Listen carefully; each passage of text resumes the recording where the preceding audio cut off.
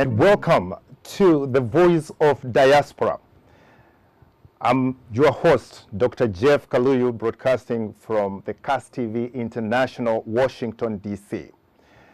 This program, the Voice of Diaspora, aims to capture the imaginations and build a bridge between the diaspora in the United States and Kenya and across the world, so that we can build a 21st century bridge where we are able to help our country, our nation, advance to the next level. We do not have to be abroad. We can always be in the United States, Australia, Middle East, anywhere, participating in our country, contributing ideas that will build our counties, our nation, and helping our people to move forward in the right direction. Tonight, the show is different. And in case you forgot or you thought that we do not remember Swahili or our own country in the way we speak in Kenya, karibuni msikilizaji popote na mtazamaji popote ulipo katika taifa la Kenya na ulimwenguni unapotazama. With me in the studio, we have special guests, one of the very own sons and a journalist from Kenya.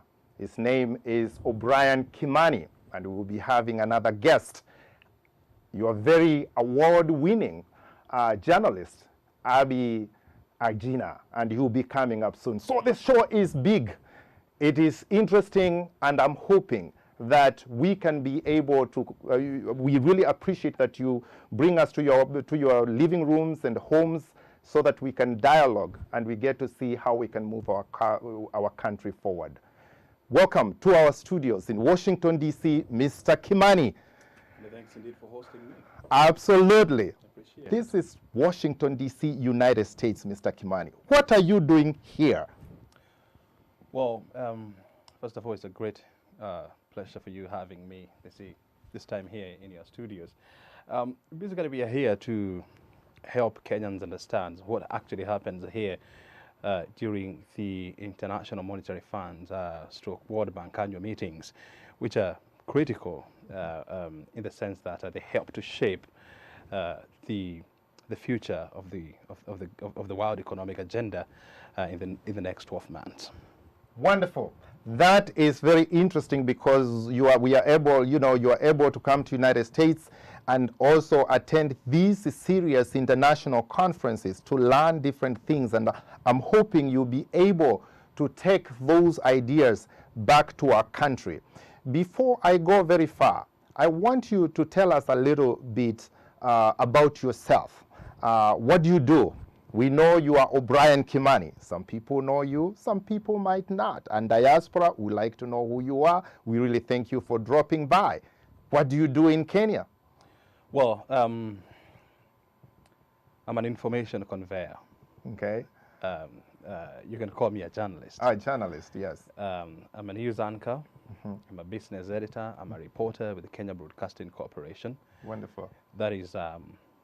That's my job, to help Kenyans understand this big animal we call the economy. The economy. So my work is to help them understand where do they link up with the economy? What is their role in economic building?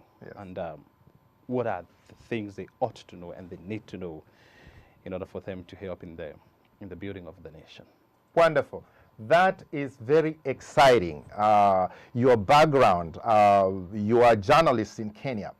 And one thing, like I said, we really thank you for dropping by, coming to support the journalists and telling the diaspora, looking into issues of diaspora, being very supportive. And we can promise when we come to Kenya, we definitely will jump on your shows and we'll be able to talk about the issues that we feel, are important and we further our country. It's our country. We must take care of our mothership to forward everything. And it is the young people like you, robust and vibrant, who are able to travel and be able to see the world and take those ideas back to Kenya. Now, In your travels in Washington, D.C., I spent some time with you in Washington, D.C. as we looked through the White House and you know, the whole feeling of Washington, D.C. I know there's a lot of traffic and everything else. Are there some of the things as you speak to people around the Washington, D.C. and as you meet Kenyans around here, are there some things that you have seen that mesmerizes you? What attracts your attention a lot? Mesmerize could be a strong word. Yes. But interesting, for sure there is. I think one of the most important and one of the strongest attributes of the United States is its diversity in terms of human capital. Yes. You have everybody here. Yes. And that's why I think that is one of the reasons why America has managed to do so many things. Because you have different people from different parts of the world coming with different ideas. Yes. And in the sense, and in the process, you get what we call diversity of ideas. That is one of the most striking things that you find here, even here in Washington, that you find Germans, you find Africans, you find Nigerians, you find East Africans, you find Chinese. And all these people, they come together and they work on a project called United States. Yes.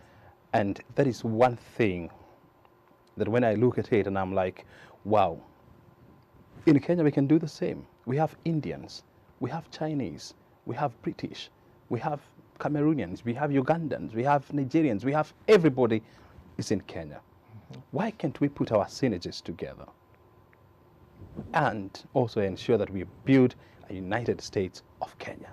Wow. In Africa. Look at you, Mr. Kimani. You challenge my mind, and actually you challenge us, Kenyans, and as a nation, that it is possible to live in harmony and be able to build a nation as one. Our diversity sounds from what you're saying is our strength, and we can bring different ideas, coexist, enjoy each other without regard of whether you are Kikuyu, whether you are Kamba, whether you are Luo, whether you are from Mombasa. We tend to have done those tribal divisions, and we have this monster called tribalism that is killing us. And you coming to see that actually people from different diversities, from different cultures, from different countries coming to harmonize together and bring their heads together, I think is a big, big deal. And I really do thank you for noticing that. And it's the people with the voice, people with platform like you who are going to be talking in the kitchen tables, in the restaurants, what they have seen, and we would like to definitely invite more journalists to be able to witness. Most people witness it, but they don't have a platform. The people can I tell you something? Yes, sir. I mean, yes. Sorry for stepping on your shoes, but sure. Let me say this. Yes. I mean, we have formed this notion back at home that being a Kikuyu yes. is an offense. Being a Luya is an offense. Yes. Being a Kamba is something bad. Yes. When you walk around, let me talk about Washington because that's where we are. Yes. When you walk around Washington, you see businesses owned by Chinese. Yes. You'll find them speaking Chinese to each other. Correct. You'll find businesses owned by Hispanic speaking people. Yes. They'll speak their language. Yes. But at the back of it all, yes. they have a bigger agenda. Yes. And that is furthering the agenda of the United States. Great. Yes. I think even us, yes. we can look at the strength in our diversity. Yes. There is no harm I being a Kikuyu. Yes. There is no harm you being a Kikuyu. I mean, absolutely. That's who we were made. Yes. Yes. But we have a big project. Yes.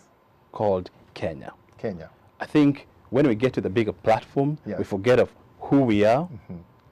I am not a Kikuyu anymore. Yes. You are not a Kamba anymore. Yes. We are Kenyan. Yes. And what is our responsibility as Kenyans? And then we do that and we move forward. I love that. I love that. Diversity is strength. And the sooner we see that as strength, celebrating our diversity. Kikuyus are great. They come with their culture and their diversity. Kambas come with their dances and everything that comes along. Mombasa, Kisumu, Nakuru, everybody brings a culture that is rich, and we all celebrate each other. But we have a mothership to take care of, because without Kenya, there is no us. And if we don't take care of it, it will not take care of us. So that is very powerful, particularly hearing that from a young man who seems to be passionate about greatness of Kenya and its future.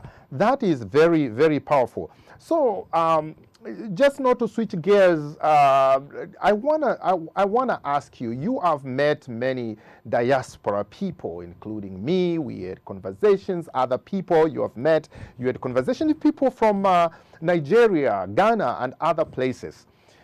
If you were to give some sort of, or ask the diaspora to do, what would be some of the priorities you like diaspora to do for the countries, the mothership we are talking about, to take care of it? In fact, we may have forgotten one estate, the diaspora, Kikuyu, Kamba, and diaspora. A lot of diaspora don't even know Kikuyu, Kamba, or anything else, but it is a body of itself, and it participates heavily in Kenya in terms of economy, in terms of maybe other things. But I don't want to speak for you.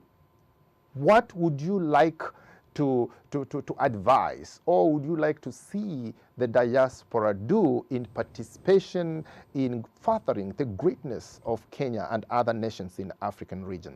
Mm-hmm. Let me first of all appreciate the importance of the diaspora in the nation building.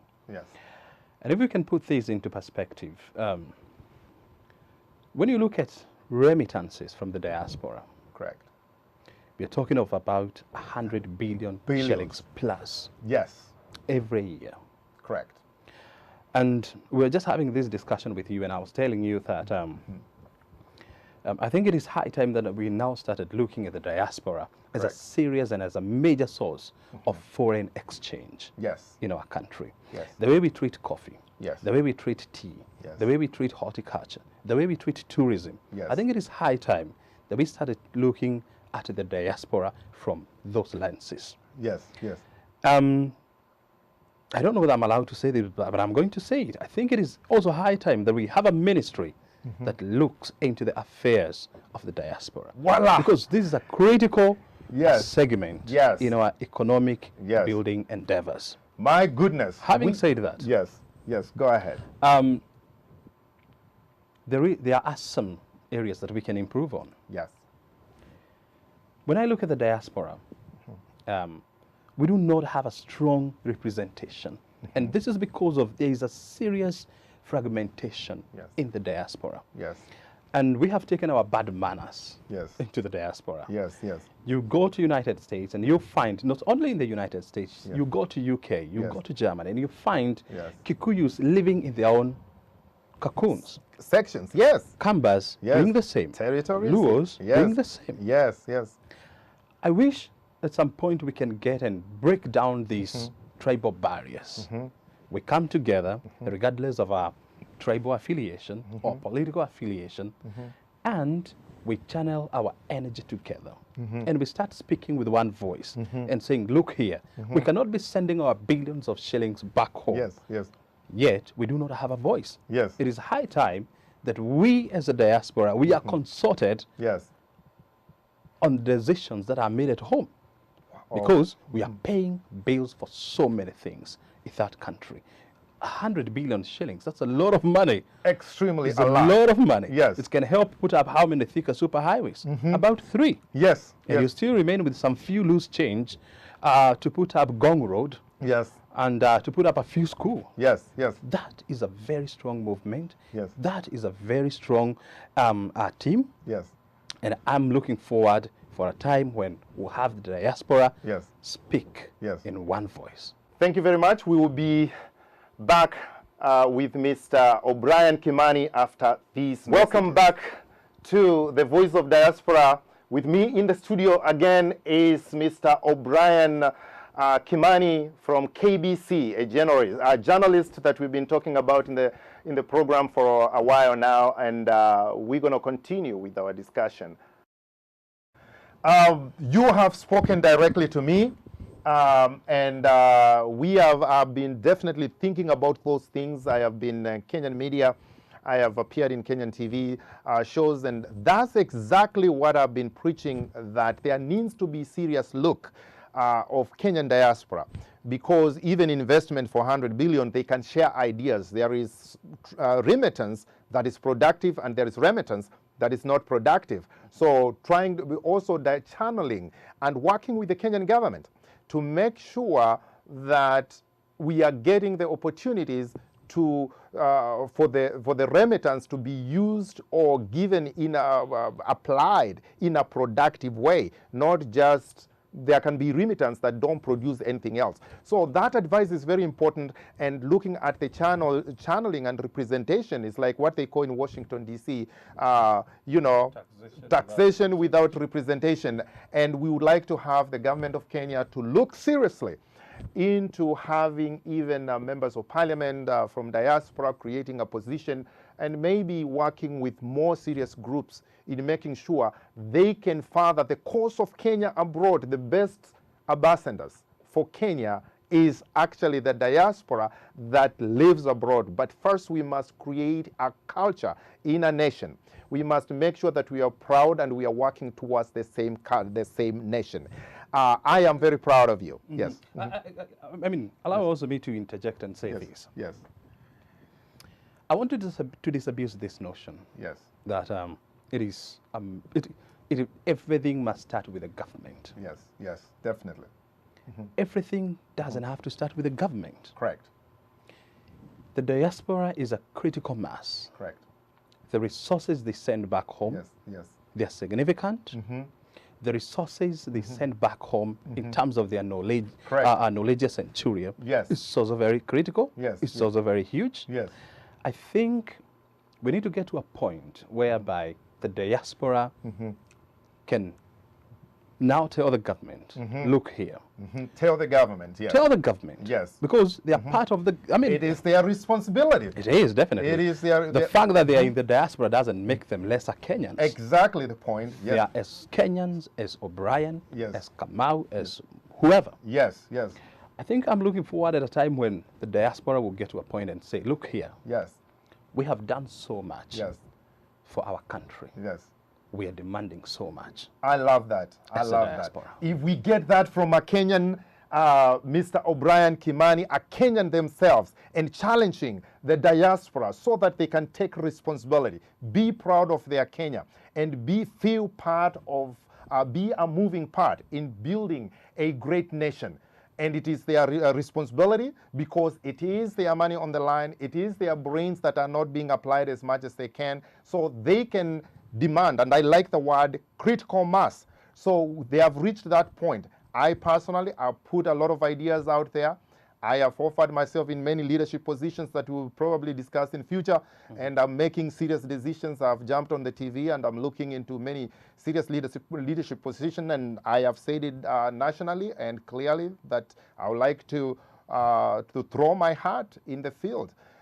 Because Kenyans needs to come together, not because what we have is bad, but alternative, what we see abroad. We have been educated, we have been trusted with finances of the families, but we would like them to trust us, that we can actually take on and move forward the nation where they left, not because they are bad, not because they are doing any necessarily the worst job, but at some point, a different generation must answer call to history, where they move the notch higher with the current challenges that they face, because it is that generation, not the previous generation, that face those issues. I'm going to thank you very much for coming to our studios and visiting on the Voice at the Voice of Diaspora program. And I'm asking you, when you come back to United States in Washington, D.C., will you be willing to come back if we invite you? You can always take that. I am willing to drop by your program, and we continue this discussion forward. Thank you so much for being part of this. Anytime you drop by, just give me a call, and we see what we can do. And by the way, because I'm still a journalist, and I don't like to leave things hanging. When you say that you're throwing your hat in the ring, you have some political ambitions. Absolutely. I have said... What are you targeting? I've said in Kenyan National TV that I'm interested in national leadership. And I had... What position? I've led the national leadership. There's only one. We have Kenya, we have President Kenyatta, we have Raila. And I would like Diaspora to throw their hat in the ring and have a dog in the fight, so that we can present our perspective and we show alternative leadership, not because they are doing a bad job, but we would like ours. As a matter of fact, personally, I like President Kenyatta. I like Raila. He has fought for multi-party system. Kenyatta has worked very hard, but still, we would like to show an alternative. Kenyans they feel strongly that the last 5 years or 15 or 20 years, we are going in the right direction. Good. We answer the call. We say yes. If the answer is no, then we would like to see how we can present alternative leadership, and we let the Kenyans decide. Prof, am I getting it from you that come the year 2017, you're likely to see your name on the ballot? It's very likely. My final decision will it's coming by the end of October, and it is very likely. I'm leaning towards it. I have been in Kenya the last 1 year at least 6 times. I've met a lot of different people. I've spoken to a lot of people in diaspora, and we continue with the dialogue. I'll be making my final decision by the end of this month, October, and it's very likely. I would like us to say our way, how things we like to see things move forward, and I'm not afraid to be able to argue my case to the Kenyan people. I don't do things making other people look bad. I would just want them to see my position, let the other people argue their case, and let the Kenyans decide which plans are better for the country. Sometimes you get tired of hearing we must put one person to the power or the other person. What I'm not hearing is, what is your plan for the country? I mean, allow me to probe you further and find out from you. You were telling me that you've been away for close to 25 years? Yeah, 20, at least over 20 years. Over 20 years. Why are you running now? And what makes you think that you have what it takes? And why should Kenyans trust you, having been away for 20 years, to shepherd their country? Absolutely. That's a very significant, profoundly significant question. The reason why I find myself now and this particular time is because just because we live abroad does not mean that we do not participate locally. I have crisscrossed the country. I've gone to Kitui. I've gone to various places where I've met different people, and I've heard their concerns. I've met the students, university students, and there are many more things that I usually do to guide the youth to take responsibility of their future and make sure that they decide their future, because they are the ones who are going to live in that future. So my presence in Kenya has been there.